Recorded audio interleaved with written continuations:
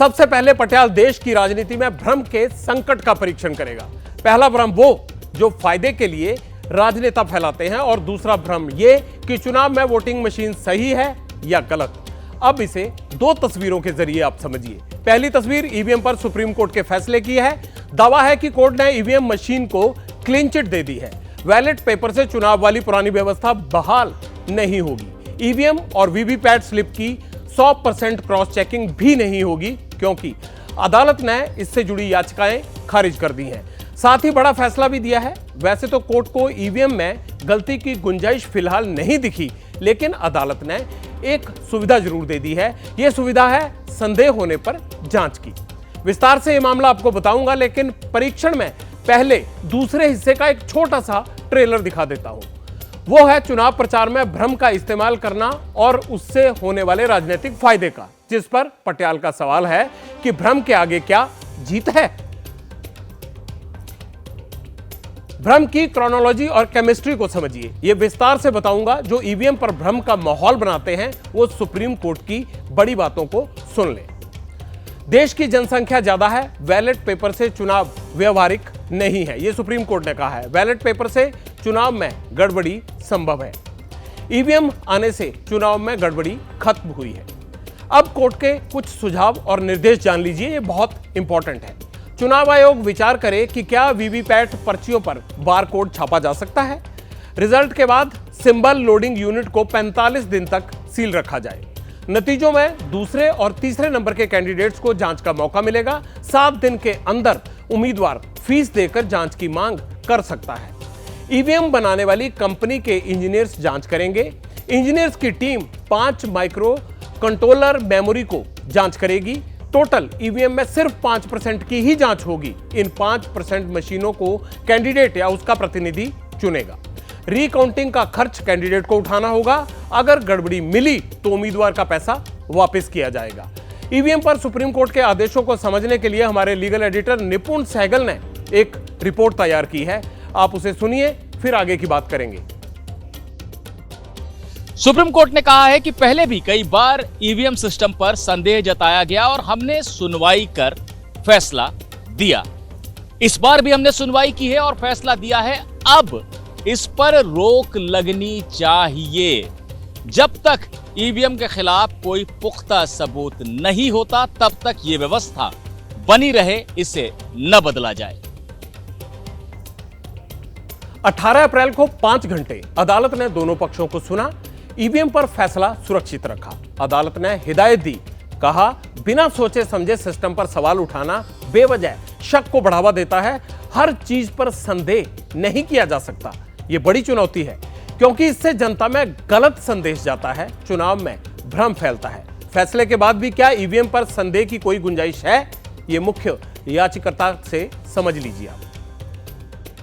Supreme court ने ये सारी हमारी मांगे को ठुकरा दिया है। इलेक्शन कमीशन ने बोला कि नहीं, इसमें जो मेमोरी होती है वो तो चिप में बर्न्ट होती है, और तो कोर्ट ने ये बोला है कि जो भी बर्न्ट मेमोरी है उसमें 5 हर असेंबली कंस्टिट्यूंसी में 5 ईवीएम यूनिट्स की बर्न्ट मेमोरी को एग्जामिन करने का नंबर 2 या नंबर 3 कैंडिडेट दरखास्त दे सकता है, और उसको फिर एक टेक्निकल टीम एग्जामिन करेगी, लेकिन उसका खर्चा उस कैंडिडेट को देना होगा जो उसकी मांग करता है। ईवीएम को पूरा विपक्ष संदेह की दृष्टि से देखता है, लेकिन मुद्दा कोर्ट में एसोसिएशन फॉर डेमोक्रेटिक रिफॉर्म्स ने उठाया। ईवीएम पर क्या आरोप थे और सुप्रीम कोर्ट ने उनका क्या जवाब दिया, अब इसका टेस्ट करेंगे। पहला आरोप, ईवीएम से छेड़छाड़ हो सकती है। जवाब, ईवीएम स्टैंड अलोन मशीन है, टेम्परिंग संभव नहीं। दूसरा आरोप, ईवीएम में ए कैंडिडेट को वोट दें तो बी को उसका कास्ट हो सकता है, यानी ए को दिया और बी को मिला। जवाब ये मिला, ये मुमकिन नहीं है। और तीसरा आरोप क्या था? ईवीएम की प्रोग्रामिंग सेट हो सकती है। जवाब, ये भी संभव नहीं है। ईवीएम कंपनी के पास ही प्रोग्राम राइट्स है। तो इस तीनों बड़े आरोपों पर जो तीनों जवाब आए वो आपने सिलसिलेवार तरीके से देखे। जैसे ही ईवीएम पर सुप्रीम कोर्ट का फैसला आया, उन राजनीतिक दलों में खुशी की लहर दौड़ गई जो ईवीएम को सही मानते हैं। आज उच्च न्यायालय ने, सुप्रीम कोर्ट ने साफ साफ कह दिया है कि बैलेट पेपर वाला पुराना दौर वापस लौट करके नहीं आएगा। इन्होंने लोकतंत्र के साथ लगातार विश्वासघात करने की कोशिश की है, लेकिन आज इन्हीं लोगों को देश की सर्वोच्च अदालत ने, सुप्रीम कोर्ट ने ऐसा करारा तमाचा मारा है, ऐसा करारा तमाचा मारा है, ये अब मुंह ऊंची करके देख नहीं पाएंगे। अब उन्हें भी सुन लीजिए जिनके बारे में मुख्य चुनाव आयुक्त ने कहा था कि धूल चेहरे पर थी और मैं आईना पोंछता रहा।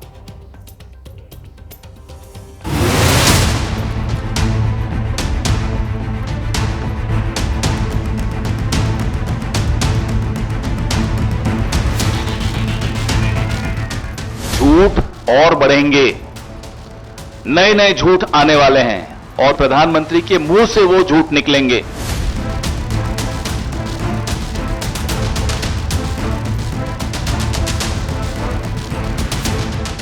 ये लड़ाई बहुत लंबी है। इंडिया गठबंधन को जिताओ और ईवीएम भी हटाओ।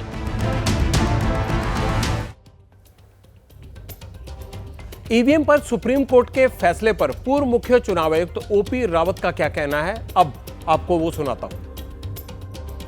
माननीय सुप्रीम कोर्ट ने निर्देश दिए हैं, वो इलेक्शन कमीशन उनका परीक्षण करेगा और उसके बाद उनको अपनी फिजिबिलिटी रिपोर्ट प्रस्तुत करेगा, उसके अनुसार ही होगा।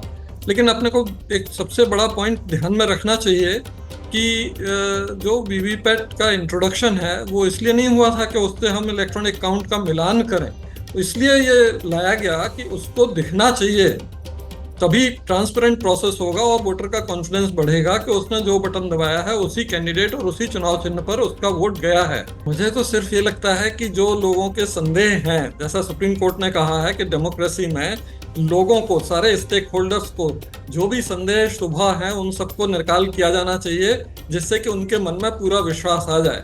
माननीय सुप्रीम कोर्ट ने सिर्फ इसके वजह से एक डायरेक्शन दिए हैं कि जिससे याचिकाकर्ताओं के संदेहों पर कुछ विराम लगे और उनका कॉन्फिडेंस लेवल बढ़े, और इसके अलावा इसका कोई खास वो मतलब नहीं निकलेगा। ईवीएम पर भ्रम की राजनीति दूर होगी या जारी रहेगी, पटियाल ये नहीं बता सकता। आजाद मुल्क है, जिसका जो मन में आए वो बोलता है, लेकिन पटियाल अपने दर्शकों को एक बात जरूर बताना चाहता है। वर्ष 2004 के बाद भारत में विधानसभा के कुल 122 चुनाव हुए हैं। इनमें से बीजेपी ने 38 चुनाव जीते हैं, कांग्रेस ने 34 चुनाव जीते हैं, अन्य दलों ने 51 चुनाव जीते हैं। ये सभी चुनाव ईवीएम से ही हुए हैं। जैसे ही घड़ी का काटा दोपहर 2:30 पे आए, बबीता जी का दिल सास बहू साजिश के लिए मचल जाए। और ये है इनकी बहू, पूरे दिन ऑफिस की टेंशन हो जाए गॉन जब ये करें अपना फेवरेट शो फ्री टाइम पे ऑन।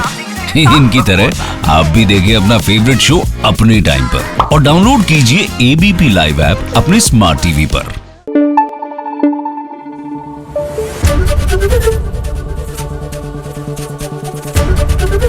एबीपी न्यूज आपको रखे आगे।